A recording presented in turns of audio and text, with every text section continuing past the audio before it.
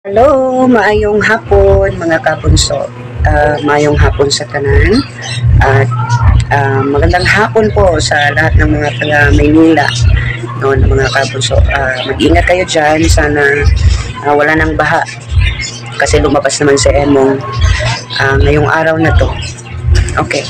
Guys, may gusto lang po akong linawin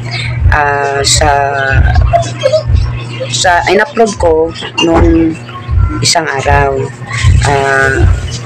Sinabi ko na hindi na po ako tutuloy because of maraming rason, no?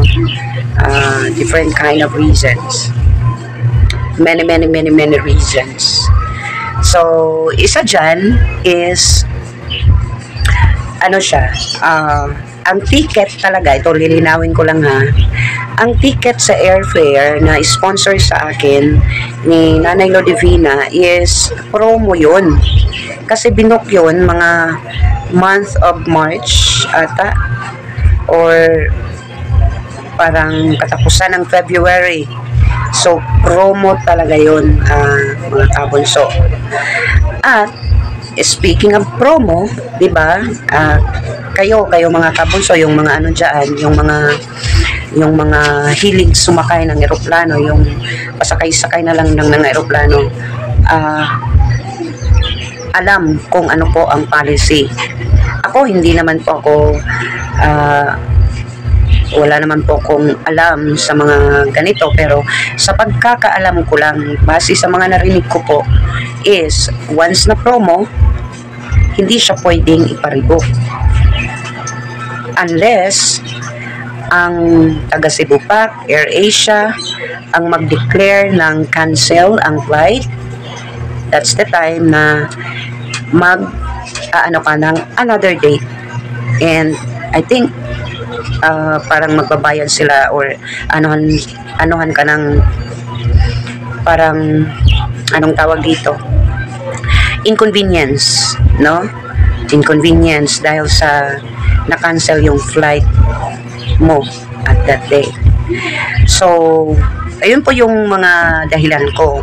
Bakit ko po na pagdesisyonan agad na hindi pa ako tutuloy? Because umaasa lang po ako sa sponsor, diba? Okay lang sana kung nasa Cebu lang yan, diba? Magagawa natin ng paraan. Pwede ko mamukong sa sakyanan, no, para maka-adto lang. Okay lang yan, pero eroplano yan, guys, no? At saka kung alam nyo na how many times na po ako ditong nagsabi sa aking mga uploads na wala po akong trabaho ngayon, guys. At saka kung may trabaho lang talaga, why not? Para kay bunso, diba? Ganun naman, wala tayong sinisisi sa mga na to kasi panahon, no? At ang lang naman ni bunso is protektahan ang lahat ng mga kabunso ng magbiyabiyahe, no? Pero yung nag-sponsor sa akin, hindi na siya tutuloy. Kasi nga, ito kasi guys, pasensya kay Nanay Lodivina na nasabi ko dito sa aking video na to. Si Nanay Lodivina, guys, hindi yan kayamanan, hindi siya yung pera na yun, if I'm not mistaken, is aling yun sa kanyang apo. So, pag nagkaganon, guys, kasi apat kami niyang lilibrihin, kasama na siya, apat. So, it's another money. Diba? Saan siya kukuha? Kasi, syempre, nagdesisyon ako at yun din ang desisyon din ni nanay na hindi na lang siya pupunta, pero wala namang sama ng loob si nanay. Naintindihan ko din siguro, sa sobrang excited lang siya siguro sa darating na Fans Day dahil gusto niya makita si bunso. May mga ganun talaga, medyo may edad na, guys, kailangan natin yan intindihin. At ako po ay nag-ask po ng sorry sa kanya dahil sa nangyari. At Sabi niya sa akin, hindi mo naman kasalanan at hindi din kasalanan ni Bunso. So, ayun po yung rason ko po. Huwag naman pong dumating sa punto na sasabihin nyo na pinagkatiwalaan ka ni Ma'am Emilia. Kahit si Ma'am Emilia is coordinating with me. Si Ma'am Emilia is nag-chat-chat sa akin. Nangungumusta at saka sinasabi niya na baka magawa natin ng paraan, Inday. So, but then again, guys, kasi malaki na po ang nagastos ni Ma'am Emilia, hindi na po sa no, malaki na po talagang nagastos ni Ma'am Emilia. So, hindi na tayo pwedeng like umasa ng 100%, diba? At hindi na natin dapat iasa ang ating sarili dyan, no? Naipaliwanag ko na kay Ma'am Emilia ang about that din. So, ganun yun, guys.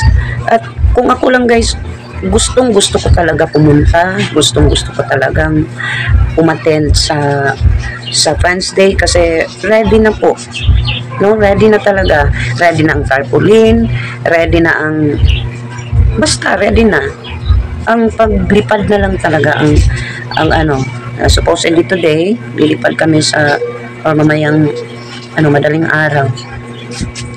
So yun po, so huwag naman po parang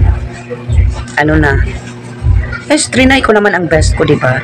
At hindi ko naman pinabayaan din yung syempre yung pinagkatiwalaan ako ni Ma'am Emilia at nai-chat ko na yan kay Ma'am Emilia. Sabi niya sa akin, hindi ko naman daw kasalanan at wala naman pong dapat sisihin daw kasi nga panahon, no?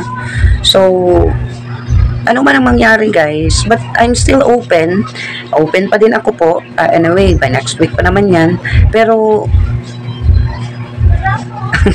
it's another gastos, diba? Open pa naman ako, guys. I can go there, pwede akong maka-attend as long as na meron po, no? Yun lang ang gusto kong sana po huwag na tayo magsisihan kasi lawakan natin ang ating pag-unawa. So kung naunawaan natin yung sinabi ni Bunso, na sana maunawaan nyo din yung mga ibang hindi din makakapunta doon because of hardship, no? So yun lang. Ako hindi naman pa ko galit. Wala lang, pinapaliwanag ko lang kay baka dumating ang araw na sa atin yung sisi, alam mo naman, di ba? Hindi natin hawak yung mga isip ng tao. At lawakan na lang ang pag-unawa. But again, guys, I'm still open, accepting po kung meron.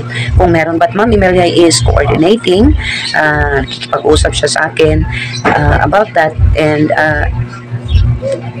she's trying talaga kung ano ang magiging best remedy para dyan sa aking pagpunta. Ganun lang, mga kabunso, maraming salamat po sa inyong pakikinig. This is Inday Jenny. Maraming salamat, happy lang, and good luck sa darating na August 3 sa Friends Day. God bless everyone. Thank you so much for watching. Bye!